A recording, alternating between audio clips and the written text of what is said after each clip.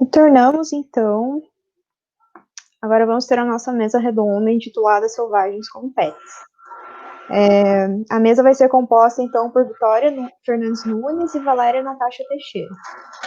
Inicialmente, a gente vai ter a apresentação de até 20 minutos de cada um dos membros da mesa.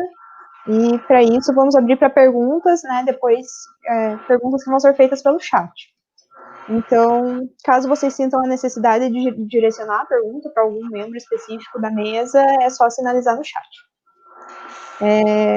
Gostaria de convidar, então, a primeira apresentação da Vitória. A Vitória ela é mestranda em Meio Ambiente e Desenvolvimento pelo Prodeno, da UFRN. Ela é formada em Ciências Biológicas, bacharelado pela Universidade Federal do Rio Grande do Norte. Trabalha a maior parte da graduação com o estudo do comportamento de macacos prego e cito em situação de cativeiro, em centros de triagens de animais silvestres do IBAMA.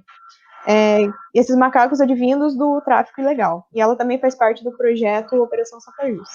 Então, boa tarde, Vitória. Você tem aí entre 15 e 20 minutos para fazer a sua apresentação. Tá certo. Oi, gente, boa tarde. Primeiramente, eu queria agradecer o convite, né? Apesar da mesa redonda ser intitulada de Animais Selvagens como Pets, eu vou me ater, né, a falar da minha experiência, né, do que eu tenho mais propriedade para falar, que é a questão da criação de primatas como pets, né? Então, esse é o título da minha mini, da minha mini palestra. Eu espero não passar do tempo. Então, vamos lá. Primeiro, né, eu queria apresentar que eu sou isso, que eu faço parte, né, da Operação Sapajus. Então, na verdade, eu estou aqui apresentando a equipe, né? Então, a Operação Sapajus, eu queria apresentar, nós somos uma base de pesquisa intitulada Colab, né? A gente está vinculado com a FRN e a gente tem 3 linhas de ação principais, né? Que seria a linha de ação ECITO, com os indivíduos, né, vítimas de tráfico. Então, esses indivíduos estão no centro de triagem e resgate de animais silvestres no IBAMA. Então, a gente tem essa parceria com o IBAMA, né? Nós atuamos lá dentro como pesquisadores convidados. Então, a gente faz toda a parte de reabilitação, enriquecimento locomotor, social, alimentar. A gente coleta também dados comportamentais e dados fisiológicos totalmente de forma não invasiva, né? Então, a gente faz coleta de fezes, leva para o laboratório, analisa o cortisol, que é o hormônio indicador de estresse, e correlaciona com os comportamentos desses animais, né? Então, essa que é a nossa linha de pesquisa ECITO. Já a linha de pesquisa em situ é com macacos pregos de outra espécie, né, de uma espécie específica, Sapajus flavis, que é o macaco prego galego, né. Esses animais estão no fragmento de Mata Atlântica, né, estão isolados, é um grupo de mais ou menos 200 indivíduos, e a gente estuda o comportamento deles na natureza, né, por isso in situ. E em terceiro lugar, a gente tem a linha educativa, né, no Instagram, que foi por onde a gente foi convidado, por onde vocês nos conheceram, que aborda, né, essa linha de ação, tende, né, a gente deseja, né, abarcar essas outras duas, né, a CITO e in situ. Então, a gente traz divulgação científica e promove, né, conscientização acerca do tráfico, né, a gente quer fazer educação ambiental. Então, era isso. Aí eu queria me apresentar novamente, né, eu me chamo Vitória, sou bacharel em Ciências Biológicas, eu fiz Ciências Sem Fronteiras, né, estudei nos Estados Unidos por 1 ano e meio, faço questão de dizer porque foi uma iniciativa incrível do governo. Estou trabalhando na Operação Sapajus desde 2016, né, faço mestrado também na FRN, no Meio Ambiente e Desenvolvimento, no Programa de Meio Ambiente e Desenvolvimento, e meus interesses principais, então, são a educação ambiental, conservação participativa e principalmente a relação humano-natureza. Bom, então vamos para a minha apresentação, começando, né? Para começar, eu já queria deixar claro essa imagem que eu usei, né, no primeiro slide, que foi de um macaco prego pet. Então, não sei se dá para ver, mas ele está com de fraldinha e está com a coleira na cintura também. E eu coloquei essa imagem de propósito, né, porque, na verdade, foi uma notícia que saiu no veículo de informação americano, que esse macaco prego pet, né, ele era levado pelos seus tutores todo final de semana para esse restaurante, né, então as pessoas iam lá almoçar com o macaco, levavam ele, né, e era normal, e isso era comum para esse restaurante, até que um dia uma criança chegou para brincar com o macaco, tirar foto perto dele, e acabou sendo mordida, né, então a criança de 8 anos foi mordida por esse pet macaco prego, e aí, então, o macaco foi banido, né, no restaurante, não pode mais ir almoçar lá nos finais de semana. Então, era assim que eu queria começar minha palestra. E então eu vou seguir uma linha, né? Eu vou tentar passar, eu não me prolongar muito, mas como eu achei que era, como é uma mesa redonda, eu achei que era mais interessante eu trazer, sim, a parte de literatura, mas mais levantar casos, né, da criação de primatas como pets no Brasil, de forma legal, caso da criação ilegal no Brasil, a questão da exposição nas mídias e as consequências, e deixar aí questões e discussão em aberto, para caso a gente tenha tempo de discutir. Bom, então, para começar, né, o que existe na literatura sobre a criação de primatas como pets, né? Então, existe esse artigo que foi feito no Reino Unido, né? Foi um levantamento especificamente para a criação de primatas no Reino Unido, mas ele é facilmente espelhável para outros países, né? Ele é facilmente replicável, até porque lá no Reino Unido não tem primata, né? Natural, então esses primatas que são criados lá são importados, né? Então, quais são os primatas mais comuns criados lá no Reino Unido, né? Macaco prego, saguis e tamarins e macaco esquilo. Então, esse artigo fez um levantamento, né, de números, que ele já disse que não tem como exatar corretamente a quantia, né, de quantos primatas são criados como pets. Fez um levantamento das origens desses macacos, da idade e das condições sociais em qual eles são criados, né? Então, o que eles perceberam foi que nesse gráfico tem o número de vendas de pets de primatas, a quantidade de adultos e a quantidade de indivíduos infantes, né? Então, a gente vê que macacos pregos são, em boa parte, né, na maior parte, vendidos enquanto bebês ainda. Saguis e tamarins está meio aí 50%, e macacos esquilos só são vendidos quando são bebês, né? Então, ninguém compra macaco prego ou macacos esquilos adulto, e poucos compram macaco prego adulto. Saguis tamarins, eu acredito que seja porque até mesmo quando ele está na fase adulta, ele ainda tem um tamanho de corpo pequeno, né? Então, eu acho que para os compradores tanto faz, não vai influenciar tanto a idade. E em que condições esses primatas são criados, né? Então, eles fizeram aqui condições de cativeiro dos primatas vendidos como pets no Reino Unido. Esse levantamento foi em 2016, né? Então, eles perceberam que a maior parte deles são criados de forma solitária, né? Então, não são criados em grupo. E eles discutem no artigo, então, que é sabido, né, que más condições de cativeiro podem gerar problemas psicológicos e comportamentais em primatas, né, como baixo sucesso reprodutivo, agressividade, imunidade reduzida e comportamentos anormais. E quais que seriam, né, essas más condições de cativeiro, né? O artigo vem dizer que essas más condições de cativeiro geralmente derivam do isolamento social, que é o que a gente tem aqui, e a separação da mãe, falta de cuidado parental logo nos primeiros anos de vida, né? Então, esse que é o contexto, né, no qual esses primatas são criados e vendidos, né, já em más condições de cativeiro, segundo o artigo, né. E aí, o artigo ainda traz a questão das 5 liberdades, né, que eu acredito que todo mundo aqui já tenha ouvido falar, que é o critério do Shapley-Fraser, que é para descobrir, né, ele diz que pode ser utilizado para descobrir se primatas podem ser pets ou não, né. Então, de acordo com esse critério, um animal, né, para ter o bem-estar, teria que estar livre de fome, sede, malnutrição, doenças e machucados, desconfortos termais, medo, estresse e outros estados psicológicos negativos, e livre, né, para realizar seus comportamentos normais. Aí o artigo traz alguns exemplos de situações, né, de primatas criados lá no Reino Unido, e ele cita, então, alguns exemplos que a gente facilmente consegue achar no Google, né, se você procurar primata de roupinha, cativeiro de primata pet, né? Então, essas são algumas imagens que a gente acha no Google. E também, né, primatas recebendo, né, comendo comidas de origem antropogênica, né, comidas humanas. E daí ele fala que roupinhas de cativeiro, um cativeiro, né, não adequado, como esse, por exemplo, aqui que está dentro da casa, né, não tem, pelo menos o que parece, não tem incidência solar nenhum. Eu não sei se é o caso, que estava nevando e o cativeiro foi para dentro da casa, talvez. Mas roupinhas de cativeiro, então, podem impedir, né, a absorção de vitamina D pelos primatas. A questão de dietas inapropriadas também é um problema, né? Então, se você pensar assim, roupinhas e cativeiro, né, impede a absorção de vitamina D. Então, a gente já entra aqui numa das liberdades, que é a malnutrição, né? Malnutrição e até mesmo doenças e machucados ou desconfortos termais. E no caso do tamanho inapropriado de cativeiro, então, o primata não estaria livre, né, para realizar seus comportamentos normais. Então, a gente já tira mais uma liberdade. Então, a gente aí só sobra medo, estresse e outros estados psicológicos negativos. No entanto, se você somar doenças e a não permissão, né, de estabelecer, de realizar seus comportamentos normais, então o macaco pode facilmente, né, gerar desenvolver estados psicológicos negativos, daí então perde todas as 5 liberdades. Então, por isso, o artigo vem discutir no final, né, que o bem-estar de primatas exige uma dieta e condições sociais complexas, e essas são impossíveis em ambientes humanos normais, né, logo, o bem-estar de primatas pets é certamente improvável. Ele cita ainda, né, que a maior parte dos pets primatas no Reino Unido são reproduzidos em cativeiro. No entanto, a criação doméstica de primatas como pets afeta a sociedade humana e as populações selvagens, né? Aí, devido à transmissão de patógenos entre primatas e humanos, né, ocorrentes solturas e fugas, que é comum, e o incentivo ao tráfico.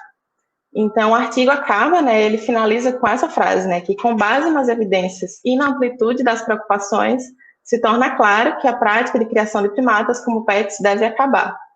Então, é assim que o artigo termina. Bom, mas o que existe para o Brasil, né? Acerca do comércio e criação legal no Brasil. Não existe, e por isso é que eu não coloquei, que a gente não vem fazendo, né, nessa apresentação, quais primatas podem ser criados ou não para o Brasil, quais são, quais não são, porque não existe uma lista PET nacional, então não existe essa lista, né, que é uma especificação de quais animais silvestres podem ser criados ou não podem ser criados por humanos, né, comercializados e criados. Então, o que acontece é que, como não existe essa lista, né, pelo CONAMA, que é o Conselho Nacional do Meio Ambiente, basicamente cada estado fica responsável, né, por discorrer sobre sua fauna silvestre, né? Então, cada estado pode criar sua própria legislação em relação à criação de primatas e outros animais silvestres, né? Só existe uma lista dessa, fechada, até onde eu sei, né, consultei alguns colegas do IBAMA, mas até onde a gente sabe, existe uma lista para Alagoas, para o Rio de Janeiro, para o Paraná, mas para os outros estados não existe ainda. Então, por isso que eu não vou deixar claro quais macacos são criados como pets ou não, porque é difícil saber. Mas o que a gente sabe, né? A gente sabe que tem um criador legalizado, que é um dos únicos, né, do Brasil, pelo menos, porque é conhecido, né, na internet, que é o criador do Wilson, né, que é o criador Aves do Paraíso, né?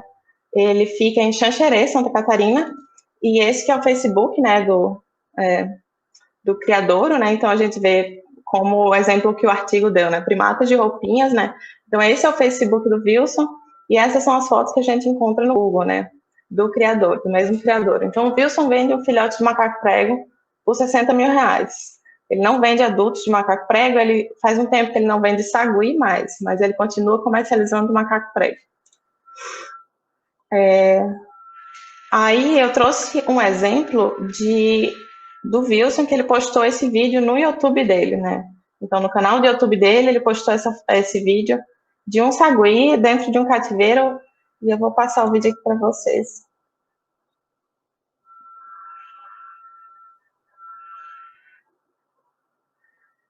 Então, eu trouxe esse exemplo porque esse animal está realizando um comportamento estereotipado, né, indicativo de estresse.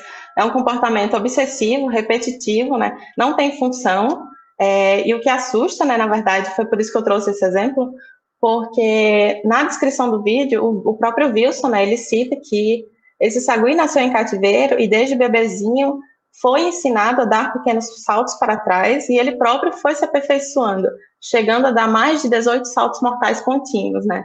Então, infelizmente, um dos únicos criadores legalizados de macacos no Brasil que comercializa, que reproduz, que teoricamente deveria estar informado sobre os comportamentos dos animais, até porque ele provavelmente deve visar o bem-estar, deve, né, se importar com os animais, mas ele não sabe que, na verdade, o sagui não tá ensaiando, né, ele não está treinando para nenhuma Olimpíada e sim está realizando comportamento estereotipado. Então, um dos clientes do Wilson é o latino, que eu trouxe exemplo também porque é muito famoso. O macaco do latino, o macaco 12, não sei se vocês estão lembrados, mas ele ficou muito famoso na mídia, né, por ter fugido. Então, começou daí, né, essa coisa do macaco 12. Era legalizado, foi comprado do criador do Wilson. O que aconteceu com o macaco 12? Ele fugiu 2 vezes, e na terceira vez que ele fugiu, ele morreu atropelado dentro do condomínio fechado do próprio artista, né? E o latino gostava muito dele, até tirou uma foto do macaco morto dentro de um saco de lixo, né? Postou no Instagram, isso ficou bem famoso. Aí o que aconteceu?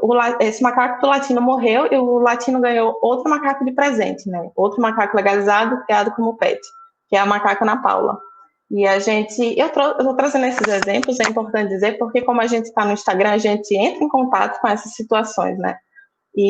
Querendo ou não, é um certo contexto de background da criação de primatas como pets no Brasil que a gente não está acostumado a ver. Então, eu fiz questão de trazer, né? Essa macaca Ana Paula, então, tem seu próprio Instagram e a gente recebeu uma denúncia de uma terceira pessoa por ter visto, né, a situação em que a macaca se encontra, né? Então, o latino, com toda a condição financeira que ele tem, inclusive a condição de comprar um macaco por 60 mil reais, mantém, né, ainda assim, a macaca num recinto que parece que é um recinto de papagaio, né, uma gaiola pequena. Então, para vocês verem como é as coisas, né?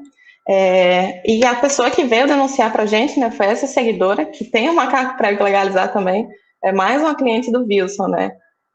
Apesar dela tirar foto, né, expor o macaquinho como pet, né, abraçadinha com ele, ela é a única criadora, né, que mantém um destaque no Instagram dela com o nome de conscientização. Ela cita a Operação Sapágio, cita o trabalho que a gente faz, ela diz para as pessoas não comprarem macaco, porque macaco não é um animal doméstico, como cachorro e como gato, né, então ela é a única que, apesar das fotos fofinhas com os macacos, ela mostra a realidade, né. Então, eu vou passar esse vídeo rapidinho para vocês.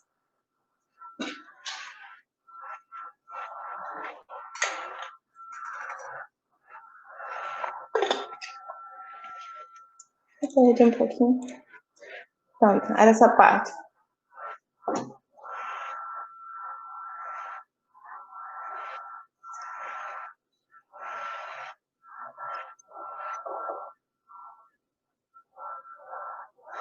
Então, eu trago esse tipo de vídeo para vocês verem que facilmente, né, o macaco prego, pet, ele tem reações agressivas, numa dessas ele pode morder, né, é perigoso, não necessariamente de outra parte do vídeo que eu queria mostrar aqui.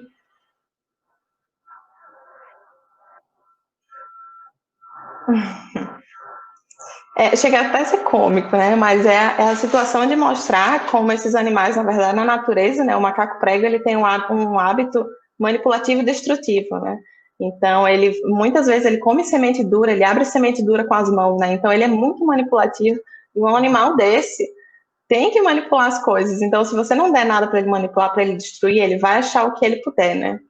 E o que acontece quando as pessoas compram, quando essas pessoas compram esses animais, eles precisam adestrar esses macacos, né? Elas esperam, têm esperança que esses macacos possam ser adestrados, né? E aí entra essa quarta pessoa na história, que é o André Poloni, que ele tem uma parceria com o Wilson, né? Então, ele tem uma parceria com o criador do Wilson, tem uma parceria direta, e inclusive muito rentável, né? Que as pessoas compram os macacos do criador e o André Poloni se responsabiliza por adestrar, né? Então, essa é a exposição que o André Poloni faz no Instagram, né? Quem quer um filhotinho, sem deixar claro as dificuldades, sem deixar claro as complicações, até porque ele se propõe a ajeitar, né? O macaco para não destruir a casa como o macaco do slide passado. O que acontece, né? Esse foi um caso que ficou famoso, justamente do André Poloni, né? As pessoas compram os macacos, então, o macaco está sendo criado como pet em casa, e as pessoas entregam para o André Poloni, né? O André Poloni tem um recinto, ele é um guarda voluntário do IBAMA também, então ele tem autorização para receber esses macacos, e ele tem recintos, né, com vários outros macacos, então às vezes fica cheio de macaco, né? Os clientes mandam muitos ao mesmo tempo. E essa moça, né, ela tinha um macaco prego legalizado também do Wilson, e repassou para o André Poloni para passar uma semana lá na casa do André para ele adestrar o macaco, né? O que aconteceu foi que o macaco voltou muito doente e ela foi na mídia, né? Foi nas redes sociais para expor o caso. O macaco voltou com assadura no bumbum, muito feio. Ela disse que ele voltou com verme, voltou com carrapato e que o André Poloni não deu assistência, ele não escutou, não ligou para ela. Só ligou quando ela trouxe o caso para as redes sociais, né? Então, quando o nome dele foi para jogo, ele ficou preocupado. Mas essa situação é complexa porque o André Poloni até veio à mídia, né, e explicou que... Tem até o vídeo, acho que botei aqui. Enfim, para não levar tempo, né, o que ele diz é que é normal. Ele disse assim, como o macaco, né, tá na casa da pessoa comendo comidas humanas, né, comendo besteira, Se ele vem para minha casa, que eu tenho uma alimentação regrada para os meus macacos, ele vai voltar mais magro e ele vai voltar com os arranhãozinhos de brincar com os outros, né?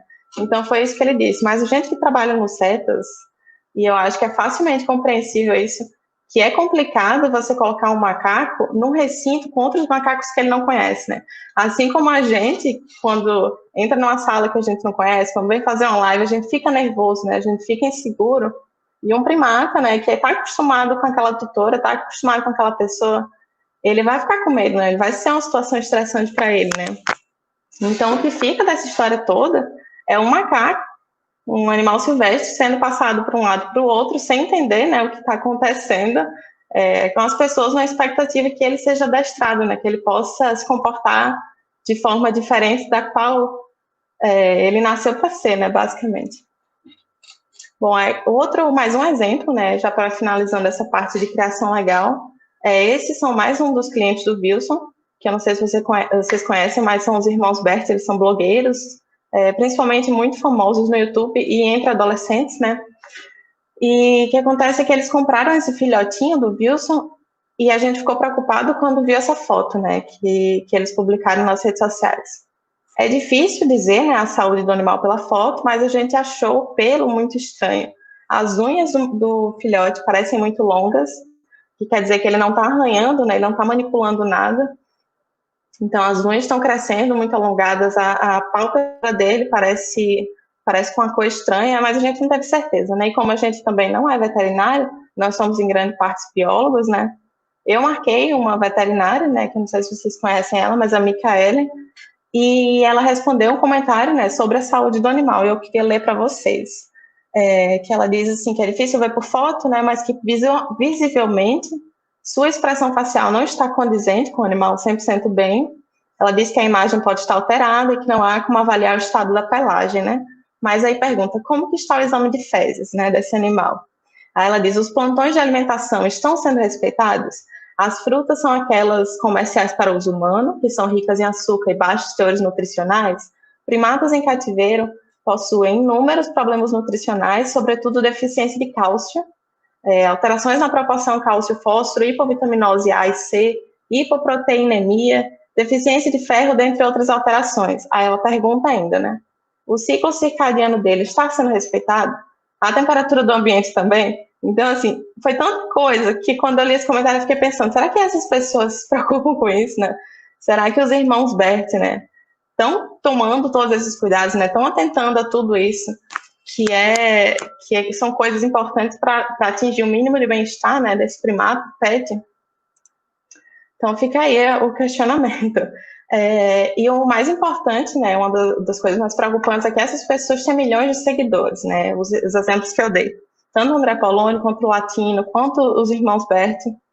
E quando eles postam essas fotos, né, desses animais, na verdade não vem com esse background todo, né, de problemáticas. Então as pessoas comentam, quero, né, tem um aqui, eu quero, minha sobrinha de 7 anos está louca por um, como faz para ter um, qual é o valor em média de um filhote desse? Então, assim, é só um bebezinho, né, e as pessoas ficam loucas para comprar. Só que aí elas descobrem que um macaco legalizado é 60 mil reais. Nem todo mundo tem esse dinheiro, nem todo mundo está aberto, né, tem vontade, tem disponibilidade para gastar essa quantia num pet, né? Então, o que elas fazem é recorrer do tráfico, e os macacos pregos são muito traficados, sofrem muito com isso, e infelizmente o tráfico compensa, porque as multas são baixas, os criminosos dificilmente ficam na cadeia, né, por tráfico. Então, por exemplo, essa mulher que foi multada em 50 mil por tráfico de macacos pregos, ela foi multada com esse valor porque ela é reincidente. Ela já foi pega, já foi solta 7 vezes. Então, por isso que a multa dela chegou até aí, mas as primeiras multas sempre são baixas, né? Não são altas o suficiente para impedir, né? Para punir essas pessoas. Esse exemplo aqui da mochila, né? É um exemplo horrível, mas é clássico, porque diferente de outros animais silvestres que são traficados, como você pensar um jabuti, uma cobra, né? Eles não fazem barulho. Só que o macaco prego faz barulho, o macaco prego chora e chora alto. Então, para as pessoas passarem com esses animais em rodoviária, em aeroportos, tem que isolar a vocalização deles. Então, por isso que ela enrolou no lençol, colocou dentro da mochila, ainda com o lençol por cima, né? Então, assim, é uma situação horrível. Então, eu digo aqui que se a exposição não é fiscalizada, né, essa exposição nas mídias, não é restrita e não é feita de forma responsável, né, o comércio legalizado pode funcionar como uma vitrine para o tráfico, né, pode, principalmente se essa exposição for irresponsável, né, então, cada vez mais. Então, caso da criação legal no Brasil de primatas como pets, né, eu queria trazer só esse exemplo, que foi uma casa de uma senhorinha que a gente visitou aqui no interior do Rio Grande do Norte. Então, esse macaco estava preso, ele está preso pela cinturinha, por incrível que pareça, o pelo dele parece muito melhor, né, do que o primato que a gente viu nos slides passados. Ele estava preso pela cinturinha e a corrente era presa em volta da árvore, né, então ele tinha espaço para correr em volta da árvore e subir na árvore, né, obviamente. E era até cômico, assim, se não fosse trágico, porque tinha muitos animais nesse quintal, né, a casa dela era muito simples, muito pequenininha, mas tinha muito bicho no quintal, era gato, cachorro, tinha um porco, se eu não me engano, tinha uma cabra e tinha muitas galinhas. E todo mundo estava solto, só o macaco que estava preso, né? E eu trouxe esse exemplo para exemplificar e principalmente para ilustrar o quão a aplicação de multas muitas vezes não é o caso, né? Não é o que vai fazer o tráfico parar. Porque, por exemplo, a gente conversou com ela e disse de onde que veio esse macaco, né? Aí a senhorinha, bem velha já, ela disse que quem tinha trazido esse macaco para casa dela foi um sobrinho e tinha deixado o macaco lá. E o macaco era, em primeiro lugar, ele era solto, né? Só que ele quebrava a casa inteira, então a única saída que ela teve foi de amarrar ele na árvore, para a própria segurança, para a segurança do macaco, porque ele podia se machucar com garrafa de vidro, né? Que abria a geladeira.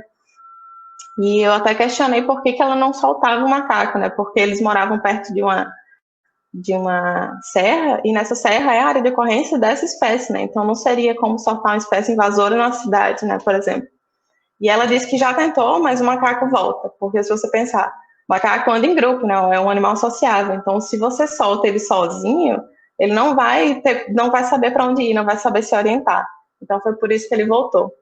E eu trouxe um vídeo desse macaco, né? Ele exibindo um comportamento estereotipado, repetitivo, acho que vai rodar.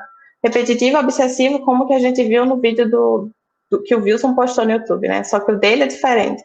A gente vê que ele dá a volta na árvore e faz um giro de cabeça. Giro de cabeça. Aí vai dar a volta na árvore. Então, ele mantém esse circuito, né? Ele tende a manter esse circuito. Giro de cabeça de novo. Então, ele fica muito tempo nisso, né? Isso é um comportamento indicativo de estresse, né? Que é comum nos cetas, né?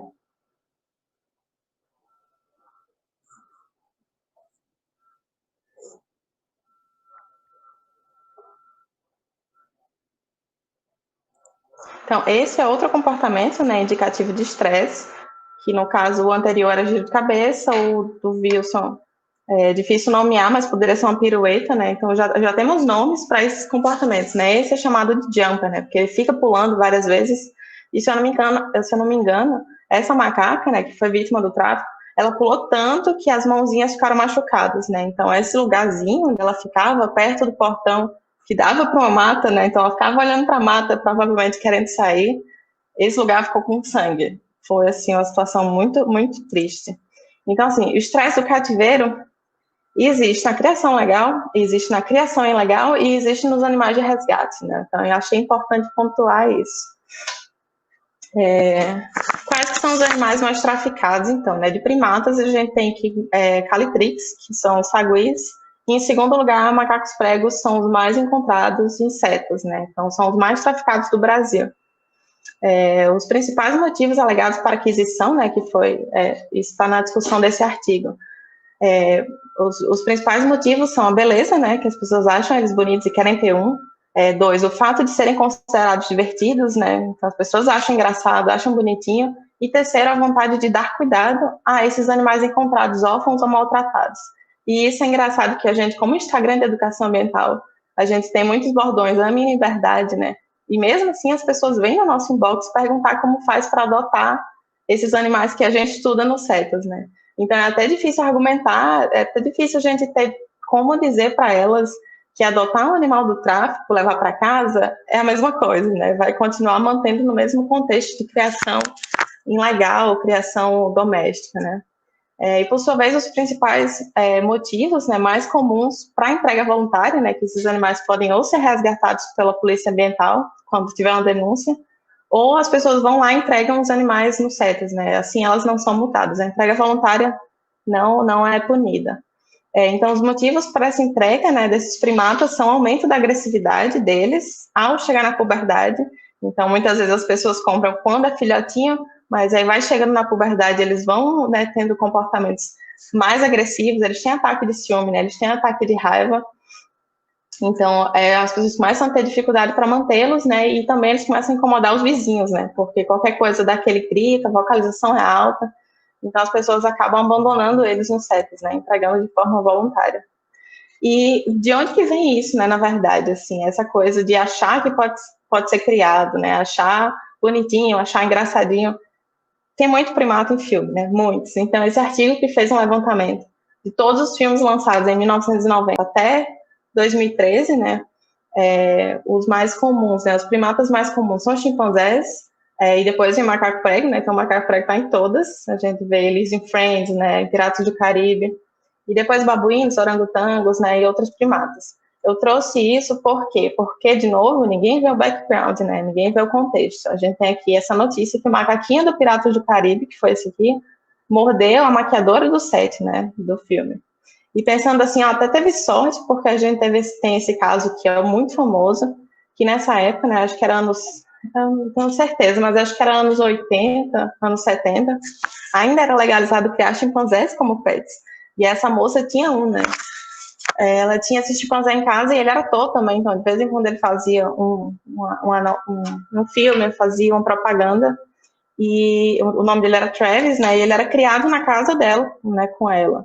E ele tinha esse animal de pelúcia que era o preferido dele, né? Ele tinha amor por esse animal. E teve um dia que ela foi saindo de casa, voltou, pegou no boneco, né, do Elmo, e foi guardar em algum lugar. O Travis teve um ataque de agressividade, de ciúme, né? E atacou o rosto dela. Então ela ficou completamente desfigurada. Ela perdeu toda essa estrutura do crânio, o nariz, os olhos, né? Até hoje ela luta para reconstruir o rosto, né? Então o que acontece? Essa exposição gera desinformação, né? As pessoas acabam vendo eles de uma forma diferente do que eles realmente são, né? Os primatas. E só mais um artigo que, na verdade, ele fala justamente dessa exposição, né? Que além dessa coisa das pessoas esquecerem que o primata pode ser agressivo, as pessoas podem esquecer que certas espécies estão ameaçadas de extinção, né? Como, por exemplo, o chimpanzé está super ameaçado de extinção. No entanto, se as pessoas, no artigo fez um questionário, mostrou uma foto, então essas foram as fotos, né?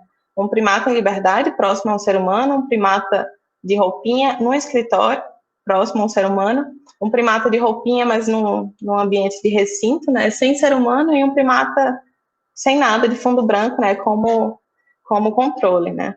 E o que eles encontraram foi que a presença humana, né? Então, fotos de chimpanzés perto a humanos, né? Fazem com que as pessoas acreditem que esses animais podem ser pets e faz com que as pessoas acreditem que esses animais não estão ameaçados.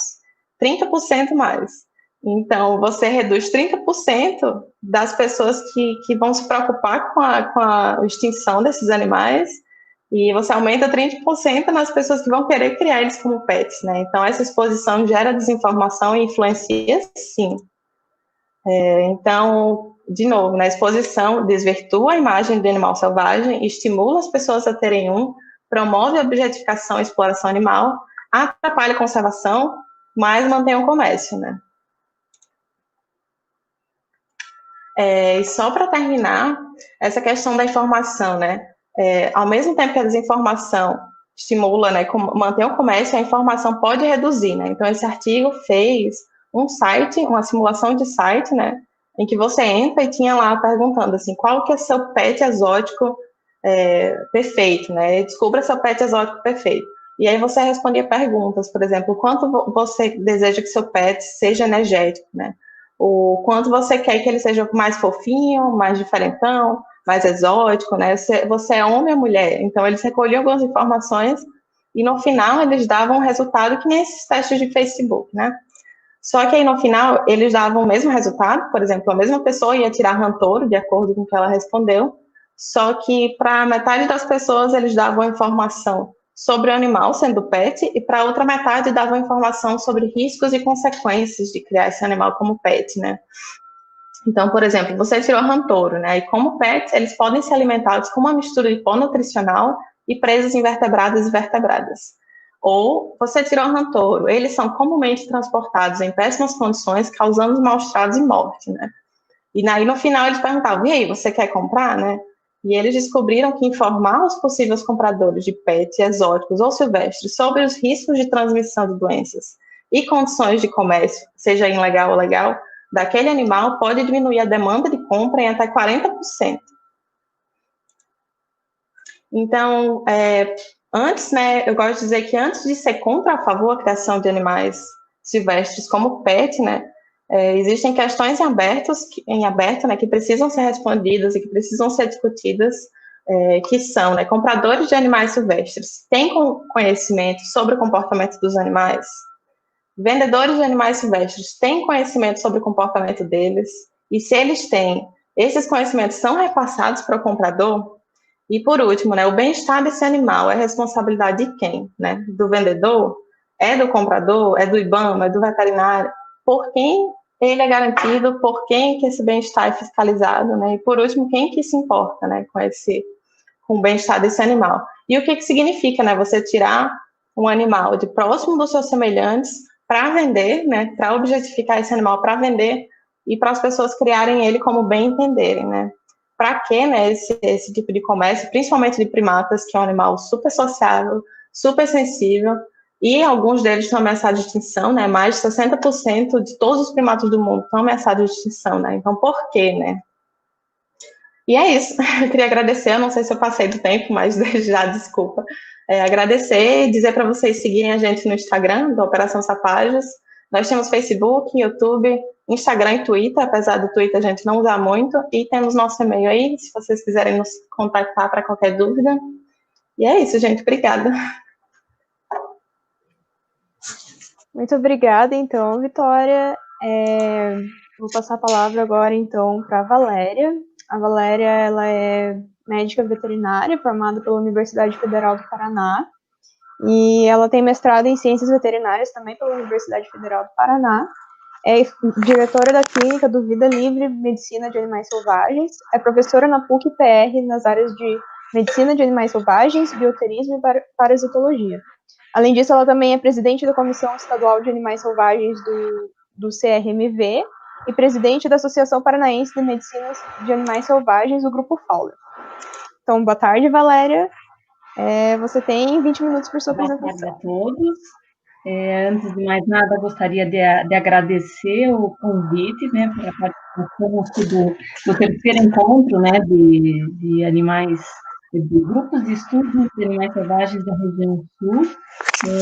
Ver se eu consigo colocar minha apresentação em forma de apresentação.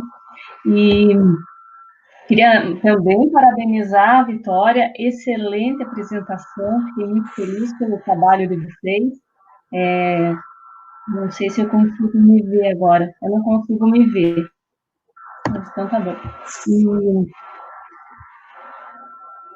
E o teu trabalho é excelente. Fiquei muito feliz de saber como vocês estão trabalhando e várias informações que você passou também eu compartilho e também acho interessante.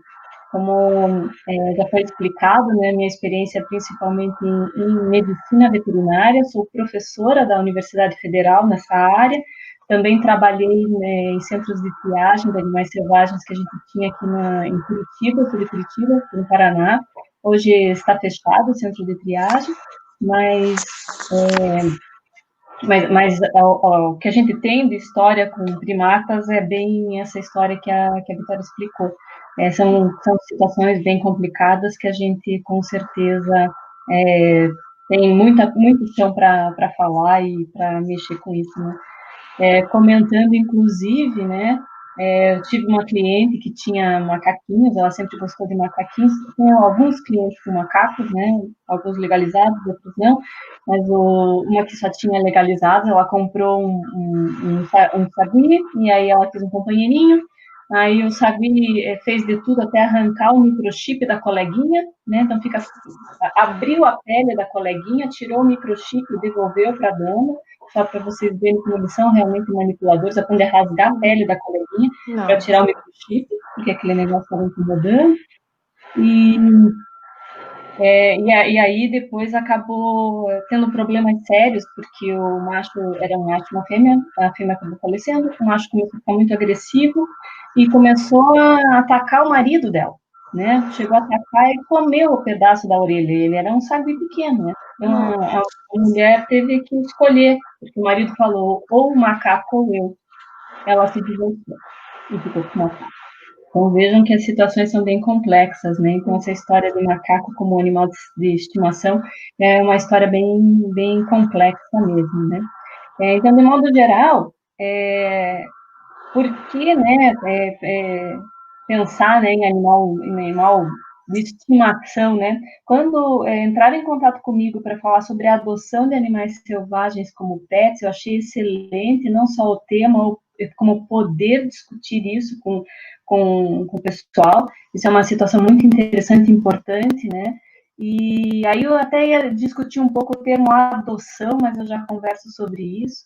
Mas, historicamente, aqui no Brasil, a gente já fala da presença de animais selvagens já desde a época da colonização pelos europeus, vamos dizer assim, que era uma questão normal para os povos originários aqui do Brasil ter algumas espécies, seja para consumo alimentar, seja como eles chamavam de xirimbabo, que é ter um animalzinho de estimação, ou então aquela cena que a gente vê, né, ainda dando de mamar, eu acho que é um catetinho, não sei, depois vocês me contam, que o pessoal acha lindo, maravilhoso, mas no fim das contas, às vezes eles matavam a mãe, ficavam com o filhote, davam de mamar no filhote, depois matavam o filhote, né? Então tem várias situações que a gente tem de comportamento natural desses povos, né? Então, outra dando de mamar para o macaquinho. Então, são animais diferentes, que eles são atrativos, aves falam, cantam, os macacos manipulam com as mãos, então existem várias características que fazem as pessoas quererem ter um animalzinho de estimação. Claro que não vai deixar de colocar o latinho ali, né? Então, já falamos bastante dele, mas ele está ali. Mas para que ter um animal de estimação? Não considerando um animal selvagem, mas os animais convivem com os seres humanos desde que existiram os primeiros hominídeos há milhares de anos, né? As espécies, né, todas as espécies, elas têm suas relações com as outras espécies, seja de planta, seja de animal, seja, né, qualquer outro tipo de espécies, existem relações. E as relações com os animais, elas são importantes para o desenvolvimento de diversas adaptações e experiências que fazem cada, né, espécie evoluir. Né? E essa evolução pode ser para extinção ou não. Esses relacionamentos com várias espécies gerou, inclusive, a domesticação. A domesticação se iniciou há mais ou menos 20 mil anos, então já é uma época muito próxima. E para ter a domesticidade, o animal tem que ter sofrido diversas seleções. Então, existe um melhoramento genético, fenotípico, comportamental, e a espécie originada ela é diferente da espécie natural. Tanto que não existe cachorro na natureza. A espécie cachorro ela é inventada pelo ser humano. A gente tem o lobo, que é um próximo, né? Tanto que pode cruzar o lobo com o cachorro e tal, mas é um híbrido. A vaca que a gente tem hoje não é a mesma vaca que existia na natureza, porque eu acredito que hoje nem exista mais a espécie. O gato, a cabra, então são situações que fazem os animais serem domesticados. Então, são milhares de anos que acompanham os seres humanos, e para isso acontecer, é necessário que exista uma aptidão.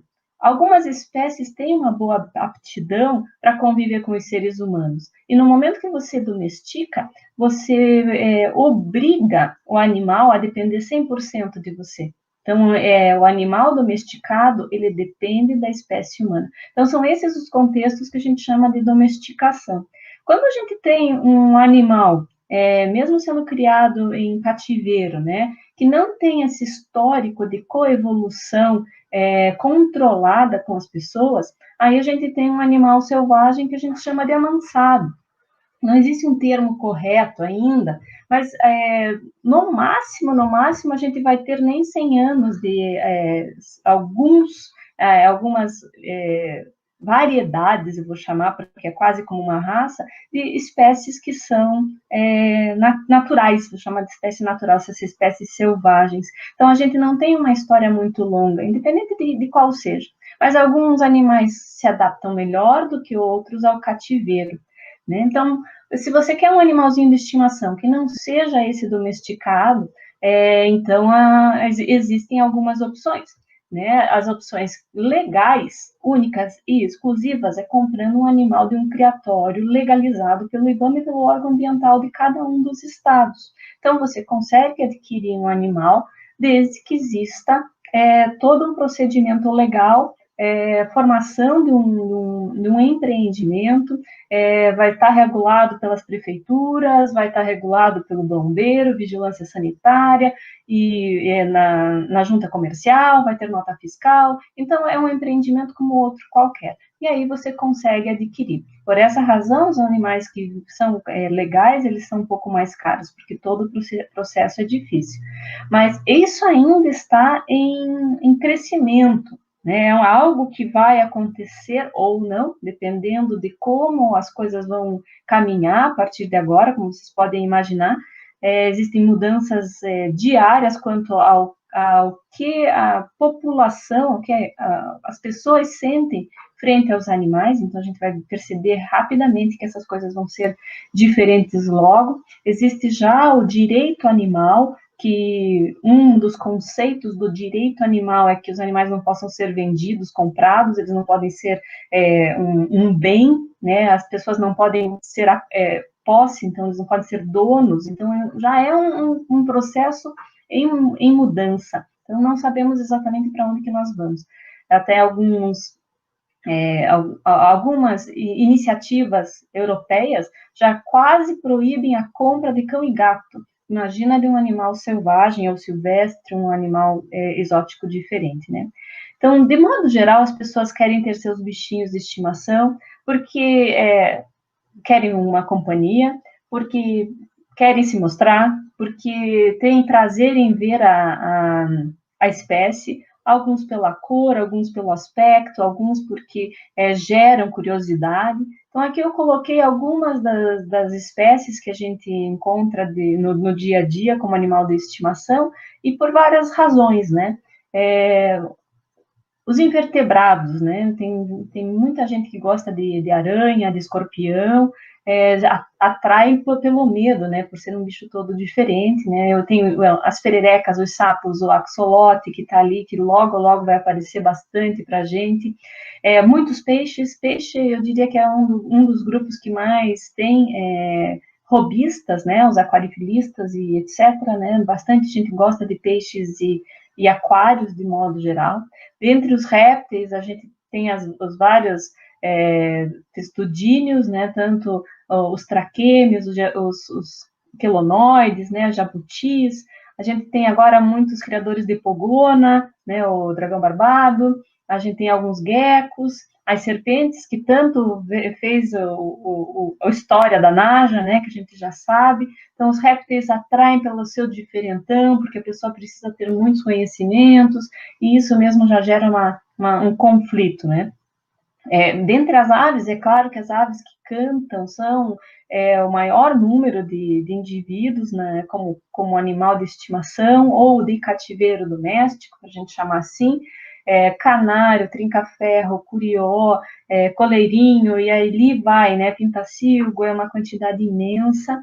Os papagaios, que sempre foram historicamente próximos dos seres humanos, porque imitam a voz, as pessoas gostam, né, existe uma grande aproximação das pessoas com os papagaios. Agora, na moda, as corujas, bastante gente já tem coruja, é fácil de comprar. E nem falei do camaleãozinho, né? Já tem alguns criatórios camaleão por aqui. E dentre os mamíferos, né? Não podia deixar, né, de falar dos primatas. tem alguns criatórios de sugar glider, eu nem sei falar o nome em português de sugar glider, né? E ainda temos além, né, dos conhecidos, né, a gente tem o hedgehog, né, o ouriço africano, e esses estão em alta. Coelho, chinchila, porquinho da Índia, hamster, esses são animais domésticos, né? Embora alguns chamem de pets exóticos e alguma outra coisa, mas eles são animais domésticos lista do IBAMA. Então, a pessoa pode comprar legalmente e esse é o certo. Quero ter um bicho diferente, essa é a maneira que você pode ter um animal de estimação, que seja diferente. Qual que é a maior forma que a gente tem hoje em dia? O ilegal. E o ilegal tem que ser combatido. O tráfico de animais selvagens, silvestres, é crime. E isso tem que ser combatido e nós, como formadores de opinião, a gente tem que combater isso com unhas e dentes e, naturalmente, a gente precisa se organizar. Né? Se organizar tanto como sociedade, como as autarquias que montam, né, todo o sistema e os processos junto com a lei, né? A palavra que a gente tinha comentado sobre a adoção nada mais é do que você pegar um animal, né? Essa adoção, ela não é um termo legal para ter um animal. E embora muita gente fale, né, a adoção de um cachorrinho, a adoção de um animal outro. Então, ter uma adoção, legalmente, ele é meio complexo, né? E o que a gente usa, principalmente para animais selvagens, é a guarda responsável. Então, adotar é um dos termos que talvez juridicamente possa gerar conflito, embora seja usado, e eu não digo que está errado, tá? Não está errado dizer adoção, mas é uma coisa meio complexa. Quando você fala adoção, quer dizer que eu não quero comprar, eu quero pegar, né? Então, você vai lá e pega, você adota. Então, esse é um termo complexo. Difícil você adotar um animal selvagem que seja de forma legal, né? Então, legalmente, adotar um animal selvagem é meio complexo. Pode acontecer, por exemplo, que o latino tenha lá a Ana Paula e ele não quer mais, ele pode passar a Ana Paula para outra pessoa, desde que encaminhe as documentações dela junto. Aí indica para o criador que está com outra pessoa, se uma vez o criador precisar fazer algum relatório para o IBAMA. Mas é só isso. Então, a adoção poderia ser desse jeito. E como um presente, né? Você compra um animal e dá ele para alguém. Então, basicamente, eu quebrei a cabeça e falei, como é que você consegue um pet, né? Você pega. Se você vai na natureza e captura, isso é tráfico. Então, é ilegal, né? Então, se você compra de alguém que está na beira da estrada uma caixa cheia de papagainho, isso é legal, isso é tráfico. Então, se você ganha de alguém, tome cuidado, tem que ver se a documentação está correta. Se você ganha, então é bem, bem complicado e perigoso se você não souber o que está acontecendo. Então, por que muita gente prefere ver eles em cativeiro, né? Porque a gente gosta de ver eles bonitinhos, principalmente por essa questão cultural, né? E a gente realmente gosta de bichinho. A gente gosta de ver bichinho comendo, a gente gosta de ver o bichinho dormindo, a gente gosta do bichinho. E esse comportamento a gente não vai conseguir tirar do ser humano. O ser humano gosta de bichinho, gosta de ver coisinhas, gosta de ver crescer, né? Então é cultura, né? Também as pessoas buscam esses animais até para consumo, né? Então tem gente que come, né? Tem que come lagarto, come cobra, come passarinho, come os próprios tatus, que fez tanto estardalhaço recentemente, né? Então, de modo geral, como pet, as pessoas gostam para ter algo de diferente, por ser um hobby. Como a própria Vitória trabalha com macaco, mesmo trabalhando da forma mais acertada, como tem que ser trabalhado, como um profissional que estudou, que tem base, então a gente gosta da espécie, então a gente quer o bem dela. Então, a gente gosta de algumas espécies, né? Então, não está errado gostar da espécie. O que está errado é você tirar ela da natureza e levar para tua casa. Quando você tira um bicho da natureza, mesmo que esteja vivo na tua casa por 70 anos, ele morreu como indivíduo.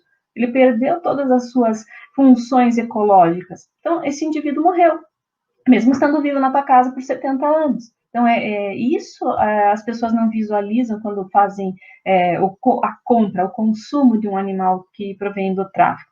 Uma coisa um pouco diferente daquele animal que nasceu em cativeiro e que está para a função dele ser um animal de estimação. Aí eu volto na aptidão.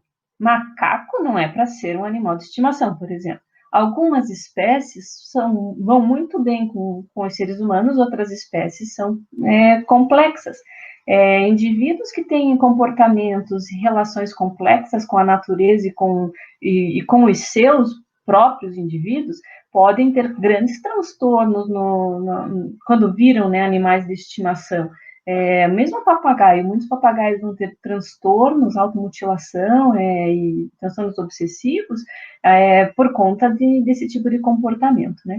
De modo geral, as pessoas não têm noção do que acontece, né? E o que eles veem é principalmente uma sensação de estar salvando o bichinho. Ai, coitado desse papagainho aí, eu vou levar para minha casa para ele ser salvo. Mas no momento que você fica com um animalzinho desses, que você está com dozinha, porque se você não pegar ele vai morrer, você permite que outros saiam da natureza, você mantém a demanda. Para cada bichinho que chega vivo na mão de um consumidor final, outros 10 morreram no processo.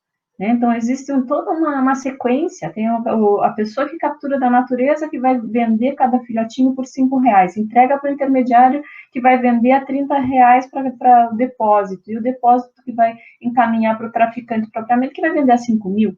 Então, todo esse processo gera dinheiro. Tem uma estimativa de 38 milhões de animais do Brasil que são traficados por ano. Isso vai dar 20 bilhões de dólares. Então, é muito sério e muito complexo, né? Então, se eu sou a favor de ter animais silvestres ou selvagem em cativeiro, exclusivamente se ele vier de criatório legalizado e que saiba exatamente o que está fazendo. E para uma espécie que tem aptidão. Nem toda espécie tem aptidão para ser um animal doméstico, né? Quem quer ter um pet? Como a Vitória comentou, desde 2011, com a portaria de 140, o IBAMA passou para os estados a gestão da fauna. E, como ela comentou, a gente no Paraná teve a pressa de organizar várias legislações que devem ser feitas. Mesmo assim, a gente não está perfeito e tudo tem que mudar, né? Então, tem uma portaria do IBAMA de 1997, que normaliza o comércio de animais vivos e suas partes. Tudo isso relacionado também com a Convenção Internacional de Comércio de Animais. Esse internacional está pensando justamente no tráfico e separa os animais se eles são legalizados ou não, se eles estão em ameaça de extinção ou não. Então, são vários itens e eles estão lá nos seus anexos. Quanto mais raro, mais caro ou proibido de vender, né? Então, ninguém vai sair vendendo aí um panda, né, uma chita, embora exista comércio dessas espécies em algumas outras instâncias, né? Em 2019, bem recente, o IBAMA lançou uma lista de espécies que são isentas de controle. Isso aqui é uma coisa muito próxima de uma lista de lista PET. Então, esses animais que o IBAMA não vai controlar, significa que são espécies que não têm interesse, né? Então, basicamente, são as espécies domésticas.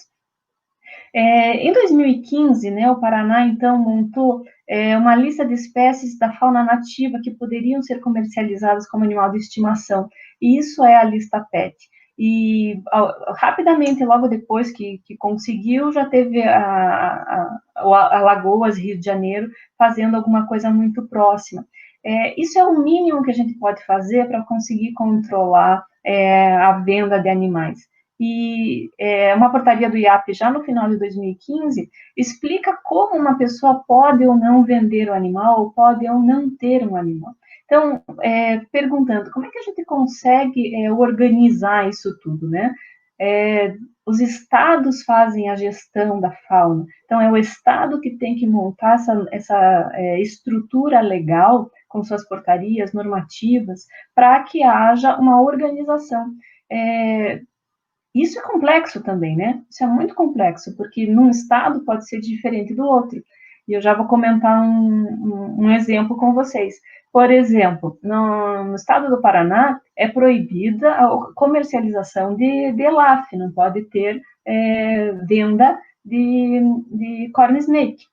Só que ela não é proibida para outros estados. Então, a pessoa pode ir lá para Minas Gerais, comprar uma Elape Gutata e trazer para cá. E aí ela vai estar legalizada.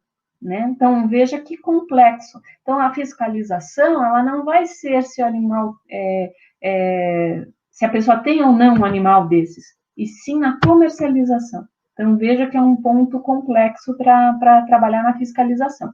Eu, aqui em Curitiba, sei que não pode ter corn snake. Eu não vou poder fazer uma denúncia se eu não sei se aquele animal foi comprado aqui ou se ele foi comprado num estado que é legalizado. Então, verificar o registro junto do IBAMA é a coisa mais importante quando você vai querer comprar um animal. Ter certeza que esse animal possui uma marcação individual. Lembra que eu falei do macaquinho tirando o microchip do outro, arrancando da pele, né? Fez uma ferida, né? Tirou da pele. Isso é importante porque a marcação individual, que não seja falsificada, né? Existem várias anilhas e anéis que são falsificados, né? Exigir uma nota fiscal de compra. A nota fiscal seria, teoricamente, a coisa mais séria dentro de todo esse processo, como eu comentei com vocês. Tem que ter junta comercial, tem que estar lá na Receita Federal, tem todo um processo para abrir um estabelecimento.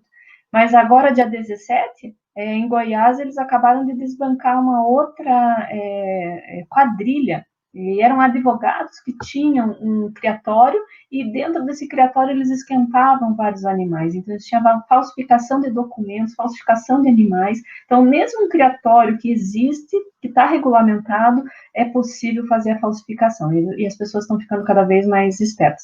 Há uns 3 anos, o IBAMA fez uma grande operação para esse tipo de falsificação. Então, olha que lugar que a gente está, né? Uma coisa bem complexa. Receber um manual de orientação básica da espécie, né? Muita gente estava até comentando isso dos macaquinhos, né? Eu vi ali no chat. Alguns criatórios até colocam, né, um manual, né? E isso é importante porque algumas espécies não comem as comidas fáceis de adquirir. Nem todos eles se adaptam a rações, e nem sempre a ração é o ideal para uma espécie silvestre, selvagem. Então, é uma coisa bem, bem complexa, e isso tem que ser trabalhado. Não é qualquer bicho que pode comer qualquer coisa, como vocês viram, macaco não é para ir para o restaurante comer, né? Muito menos, né, de fraldinha, pelo amor de Deus, né? E também a pessoa tem que se responsabilizar para não colocar esse bichinho devolver ele na natureza, que é o que eles fazem com as tartaruguinhas, né?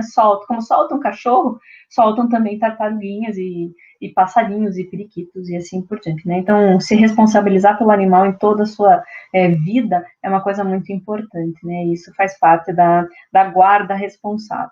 Então, se quer ter um bicho diferente, que seja pelo menos legalizado, né? Então, o que ficou muito conhecido foi a história da Naja. A Naja não está na lista de 2019, com certeza, né? Então, ela não é um animal que possa ter em casa. E eu comentei com vocês, aqui no Paraná também não pode comercializar piton, também não pode comercializar a corn snake, então é uma coisa muito complexa. Mas isso é o que acontece no nosso estado aqui. Cada lugar vai ter a sua norma, né? Muita gente gosta, né, da ideia do santuário. Santuário, em alguns países, é mais ou menos o que nós temos como unidades de conservação e parques de conservação. Mas aqui no Brasil, os santuários raramente têm essa conotação de algo regulamentado pelo governo, né? Alguns santuários se acham os responsáveis pelo bem-estar de algumas espécies, e isso pode ser complexo, né? Se não tiver um profissional responsável técnico, se não tiver cuidados de biólogos para conhecer toda a estrutura em que esse animal vai ser mantido, né? São animais que são resgatados de circos, de zoológicos, e assim por diante, e pode ser que não tenham um tratamento adequado. Então, essa parte romântica, né, de você pegar o bichinho e beijar o bichinho, isso está muito longe de ser uma guarda responsável. Isso, além de tudo, é um perigo, né? A qualquer momento, um animal, que é uma fera, pode, brincando, fazer um grande estrago. Então, tem que tomar muito cuidado com o que a gente está pensando, né? Principalmente como animal de estimação, né? Então, pessoal, o que eu queria comentar era mais ou menos isso, né? Não queria me alongar muito, e para a gente, né, partir para as perguntas, que eu acho que o pessoal deve ter um monte de coisa para comentar, né? Exatamente. Então, muito obrigada, Valéria, pela sua participação. Agora a gente vai abrir a sessão de perguntas, né? Então, os participantes podem continuar enviando as dúvidas que a gente vai repassar para as que estão na mesa, né? Então, a primeira pergunta a Carol fez no caso dos primatas, a humanização dos animais se torna um problema ainda pior do que em outros pets? Se posso responder, eu acho que é difícil dizer pior ou melhor, né? Acho que é ruim de qualquer forma essa questão de humanização. Mas se você pensar em humanização como sendo, né, dar comida humana é ruim para a saúde do animal, colocar roupinha é desconfortável e é, de certa forma, uma exploração animal, né? Porque o animal não está vestindo a roupinha sozinha, por vontade própria. Então, nesse sentido, a humanização em primatas é mais comum do que em outros animais, porque eles são parecidos com a gente, né, comportamentalmente, fisicamente, né, então eles andam em pezinho, sorriem também, então, querendo ou não, é mais comum e por isso seria pior, mas eu acho que a humanização é ruim de qualquer forma. Vou ter que concordar com a Vitória, né? A humanização é uma das coisas que a gente está trabalhando para que não passe um transtorno psicológico nos seres humanos, né? Isso que é o complexo. Que o animal seja submetido a maus tratos quando ele está mudando seu comportamento, e isso a gente pode dizer que está ferindo as liberdades, com certeza, né, Vitória? Mas o transtorno não é único para o animal, né? O transtorno tem que tomar cuidado com as pessoas, né? É uma coisa mais complexa, né? Eu acho até engraçado como a gente, desculpa, já mudou, mas até engraçado como a gente fala de humanização. Talvez a humanização que a gente devia fazer a gente não faz, né? Que é pensar que o animal tem a vontade dele, né? De dizer assim, não, eu não faria isso com uma pessoa, então não vou fazer com um bicho. Essa humanização falta, né? Eu queria que houvesse mais, né? Tipo, assim, você perguntou se o animal quer tirar foto com você? Você não perguntou.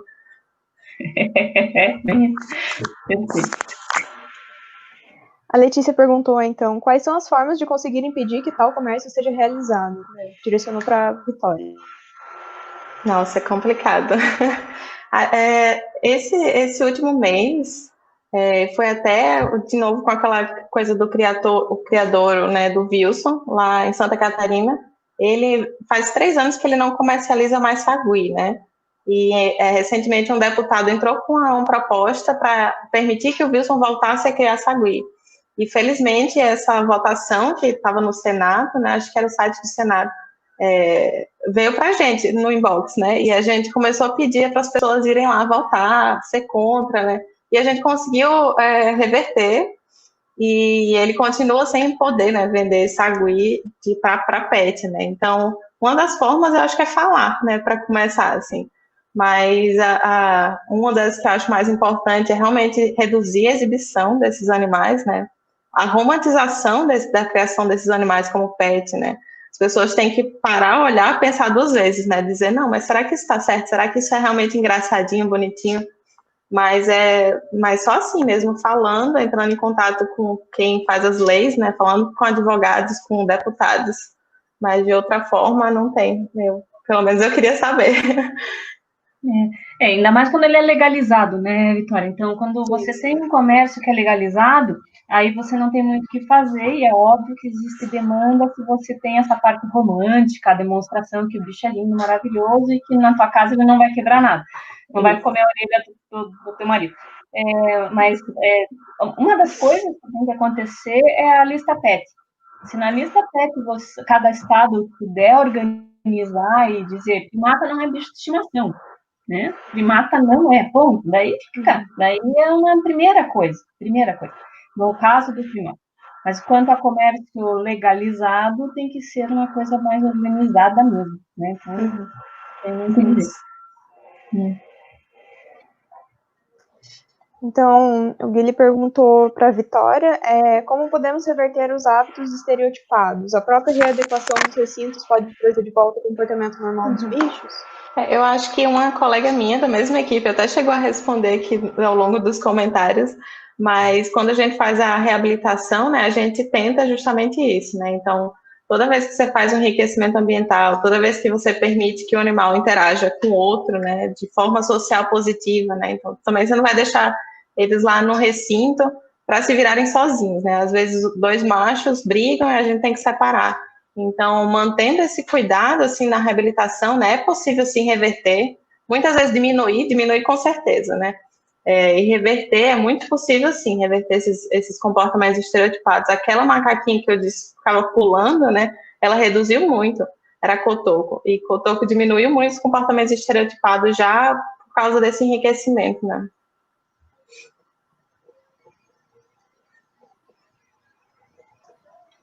A Ana perguntou para a Vitória também, nesse caso de postagens na internet que expõem condições e manejo inadequados, isso não pode ser rastreado pelo IBAMA e tomar alguma providência legal quanto a isso?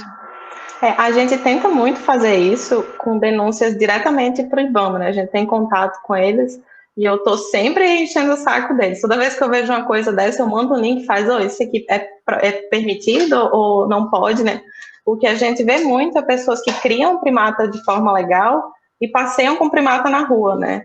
E isso é uma coisa que o IBAMA não permite, né? Que ele proíbe. Para você locomover o animal silvestre, você tem que andar com o certificado dele, com toda a papelada dele, e não pode ser assim uma movimentação sem razão, né? Você está expondo o primata na rua. Mas aí é difícil, porque em questão de internet, você não sabe onde a pessoa mora, né? Às vezes você não tem mais informações, e às vezes você vai conversar com a pessoa, que eu já tentei fazer isso, e eles facilmente bloqueiam você. E aí você não tem mais informação. Então, acho que talvez no futuro, né, eu espero que o IBAMA e órgãos ambientais, de forma geral, se adaptem a essa vida de internet, né, de redes sociais, e abram canais de denúncia que funcionem, porque às vezes é difícil.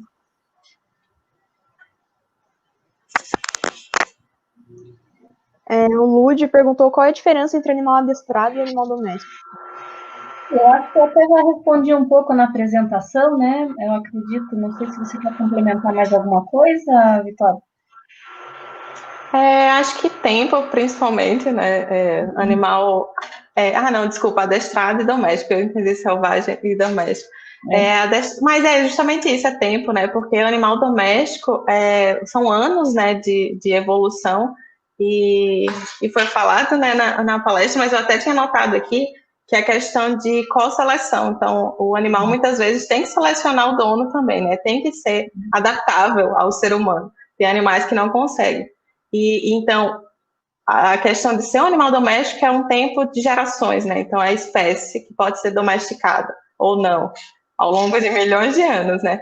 Mas na adestrada se adestra o indivíduo, né? Então, um animal pode ser adestrado, mas um animal não pode ser domesticado, né? Então, você criar um animal, você pode amansar, adestrar, mas você não pode tornar ele domesticável só porque você criou por 10 anos, né? Não existe isso.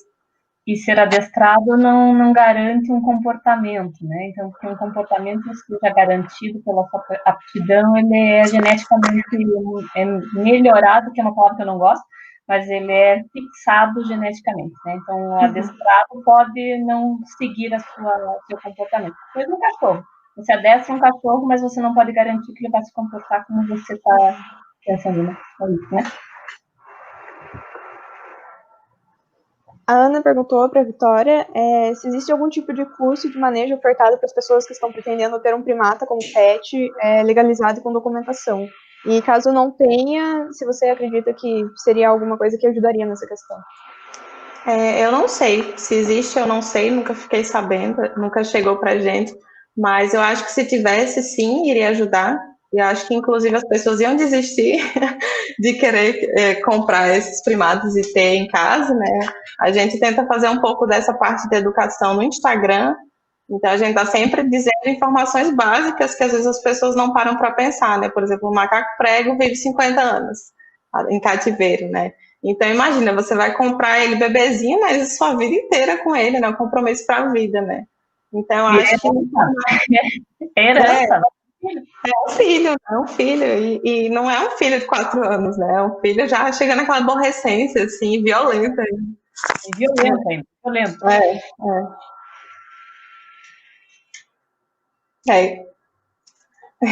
O Leandro perguntou quais são as maiores dificuldades encontradas para conscientizar as pessoas em relação à adesão desses animais como pets. No sentido de adesão, é dificuldade para elas não quererem mais ter o bicho? Não entendi direito a pergunta. Pelo que eu entendi, seria conscientizar para evitar, né? Não sei, Leandro, qualquer coisa. É uma coisa bem complexa, como eu estava comentando, né, que muita gente tem um apelo, né, por algum tipo de animal, né, e isso é natural da nossa espécie, né, o Homo sapiens sapiens gosta de outros bichos, tem gente que gosta de aranha, tem gente que gosta de cachorro, tem gente que gosta. Então, você conscientizar as pessoas a terem bichos diferentes é difícil, porque a gente consegue conscientizar as pessoas mudando o comportamento, desde que elas fixem isso como um valor, através da educação. Sem educação, a gente não vai conseguir nunca melhorar alguma condição, seja ela para o tráfico, seja ela manutenção de um animal com maus tratos, né? Então, manter um animal bem é trabalhar na educação. E a educação não vai acontecer com a senhorinha que tem 80 anos com macaco a 20. Ela pode até ouvir, mas o que ela vai poder fazer? Ela vai soltar o macaco volta. Então, é com as crianças, conscientizando de maneira organizada. Então, existem muitas atitudes frente ao combate ao tráfico, mas não para essa geração. Será daqui a 20 a 40 anos. Não é hoje que a gente vai conseguir fazer uma mudança de comportamento mundial. E aí a gente pode até falar que existe a organização da ONU contra o crime transnacional e corrupção, que está já controlando o tráfico no mundo, principalmente no Brasil. Só que isso já vem há 10 anos, e o que vocês visualizam? Por exemplo, ainda nada, mas os trabalhos já começaram há bastante tempo. Só que não é para hoje. A gente vai ter que esperar gerações mudarem seus comportamentos. Né? Eu acho que era isso que eu queria. Ô, Fer! Oi, guria! Tudo bom? Como é que você está? Então, Fer...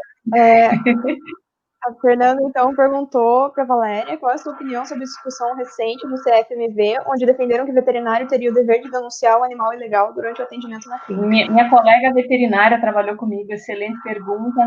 Eu não sei, o nosso público aqui é de biologia e veterinária? Isso, principalmente. Maravilha. Então, como presidente da comissão do estadual, a gente emitiu um parecer, uma carta, Fer. A única coisa que a gente pode dizer que o que foi dito é real. Para quem não sabe, em uma resposta a uma representação do IBAMA, o Conselho Federal de Medicina Veterinária informou, né, foi na verdade uma decisão, que o médico veterinário é obrigado a denunciar o crime de tráfico se ele perceber que isso acontece durante o atendimento clínico de um animal. Isso é dentro de uma rotina clínica, dentro do dia a dia do médico veterinário que faz clínica médica. Isso vai a favor tanto da lei, da nossa Constituição, né, a 225, artigo 225, né, e também vai dentro da nossa Código de Ética, no artigo 2º, que o médico veterinário é obrigado. Então, o que está sendo dito, Fer, é a verdade, né? Eu não posso ir contra a lei, eu não posso dizer assim, o que o cara disse é errado, mas que isso vai ter alguma repercussão, né? Você está atendendo uma senhorinha que tem o macaco há 20 anos, você vai falar, dona senhorinha, já para a cadeia que você está... Então, é todo um processo. Obviamente, não tem como a gente fazer certas coisas, mas a gente é contra o tráfico. Eu acho que essa é uma primeira formação para uma obrigação. Por enquanto, não é obrigação nenhuma. Ele está só dizendo, o médico veterinário tem que cumprir a lei. E eu acho que está certo. Não, eu sou a favor do tráfico. Agora eu quero que todo mundo tenha papagaio legal para eu ir atender. Não posso? Né? Isso é completamente fora do contexto. Não, nós somos contra o tráfico. Né? Só que existem condições. No Nordeste, dentro da rota do tráfico, a gente está trabalhando com pessoas que fazem tráfico de drogas e tráfico de armas. Colegas nossos já tiveram que atender jabuti com um revólver no pescoço. É esse cara que você vai denunciar? Ou você vai denunciar aquela senhorinha que tem um papagaio há 50 anos? Então, olha a complexidade desse processo. Não é isso que vai acabar o tráfico, mas não fazer nada contra o tráfico também não vai melhorar. Então, o que a gente pode fazer? Volto a frisar, educação. Educar os outros médicos veterinários que no meio da fazenda lá no Mato Grosso atendem as vacas e vê uma senhora com papagaio. Avisar essa pessoa que isso não é certo. Não é essa senhora, mas é seu netinho. Então, a educação ela tem que ser uma coisa prolongada. O treinamento dos profissionais tem que ser prolongado. Fazer reuniões como essa, que os estudantes aprendam desde cedo. Que, se eu achar uma rolinha que caiu no chão e que está precisando de comida, isso é tráfico. Do mesmo jeito que é aquele cara que está com 400 papagaios dentro de uma caixa para vender. É o mesmo crime. Só que para nossa cabeça, meu Deus, caiu o bichinho, deixa eu dar comidinha. Esse animalzinho tem que ir para um centro de triagem, que é o lugar que cuida. Ai, meu estado não tem centro de triagem. Manda o Ministério Público fazer isso. Isso não é da responsabilidade do cidadão. O cidadão não tem que cuidar desse bichinho, não pode se achar melhor que isso. Cuida disso.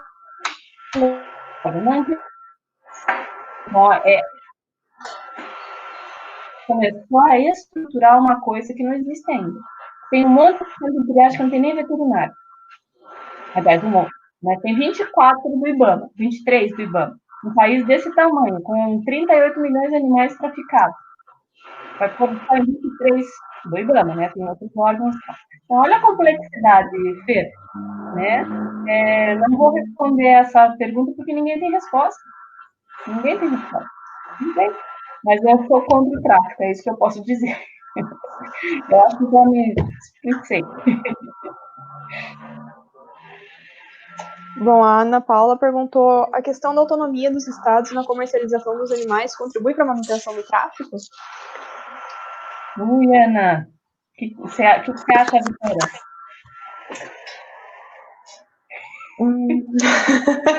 É um pouquinho difícil. Eu não sei se eu sei responder essa pergunta.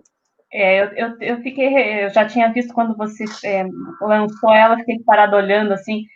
Teoricamente, essas normativas são feitas para ajudar a controlar. Entendo pelo sentimento de que a normativa aqui, sendo diferente da do estado de lá, pode gerar um vácuo. Né?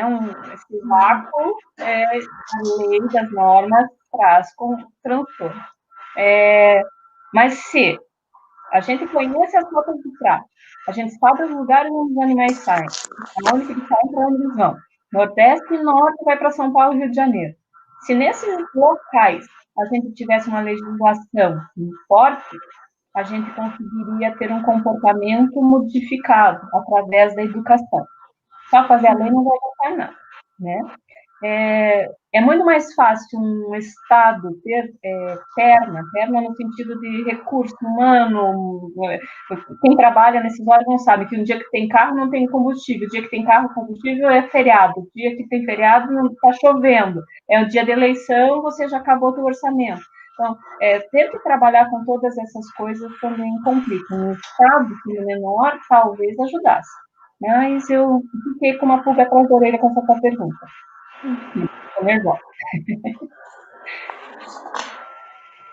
Bom, então queria agradecer a Valéria e a Vitória por aceitarem participar dessa mesa, né, e enriquecer tanto o nosso evento com esse debate que é tão importante. E foi, pelo jeito, todo mundo gostou bastante, né? Um debate que pouco se vê por aí, mas que realmente é muito importante. Eu que agradeço, falei na frente da Vitória, porque eu ia falar que me viu lá no acantonamento, tudo bom, Guilherme? Né? Muito legal ver o pessoal de novo por aí. Obrigada, pessoal, pelo convite, por ter ficado assistindo esse tema tão importante. E eu agradeço também a Vitória, eu vou pegar o contato dela, porque eu vou chamar ela para o meu GEAS também, para falar do processo maravilhoso. Ela acabou. Peraí que eu já pego o teu e-mail, não vai embora antes de me passar. Obrigada pela oportunidade, pessoal. Obrigada. Beijo, obrigada, gente. Eu só tenho a agradecer. A gente podia continuar discutindo, né, infinitamente aqui. Mas obrigada, pessoal. Qualquer coisa é entrar em contato, né, com a gente. O Gilberto perguntou se existe a possibilidade de um animal selvagem se afeiçoar ao dono, mas definitivamente, né, Vi? O que você acha? Nossa, os macacos precisam da pessoa. Quando você tira ela e leva para um cetas, eu já perdi, sei lá, 3, 4 macacos prego de se bater na parede. Não, é uma dó. Então tá bom. Bom, então, mais uma vez, muito obrigada. E agora nós vamos fazer aí mais um rápido intervalo para ir para a última palestra. Boa sorte para vocês, boa palestra. Então, Vitória, como é que é mesmo? Obrigada.